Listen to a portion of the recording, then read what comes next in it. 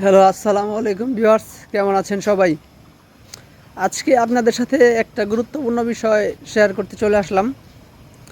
কালকে রাতে মোবাইল চাপছি, হঠাৎ করে দেখতে পারলাম একটা বিষয় আমার চোখে পড়লো।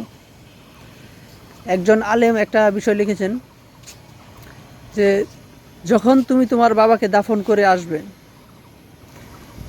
তখন তুমি এটাই জানবে যে তুমি সর্বশেষ এমন একজন মানুষকে দাফন করে আসলে যার চিন্তা ভাবনা এমন ছিল যে সে সব সময় তোমাকে তার চেয়ে ভালো অবস্থানে দেখতে চেয়েছিল। এই বিষয়টা যখন আমি পড়লাম, পড়ার পরে আমার মনটা কেমন জানি খুবই দুঃখ ভারাক্রান্ত হয়ে গেল। আসলে মানুষ তো মরণশীল, তবে মনে হইলো যে বাবা তো এখনও আছে, যদি কখনো বাবা চলে যায় সেদিন বোধহয় আমার জন্য আর কেউ থাকবে না। তো আমি চাইবো যাদের বাবা এখনও বেঁচে আছে চেষ্টা করবেন তাদের জন্য কিছু করার। তবে আমি বিষয়টা মেনে নিতে পারলাম না, তবে তো মেনে নিতেই হবে, সবাই তো সারা জীবন বাঁচবে না।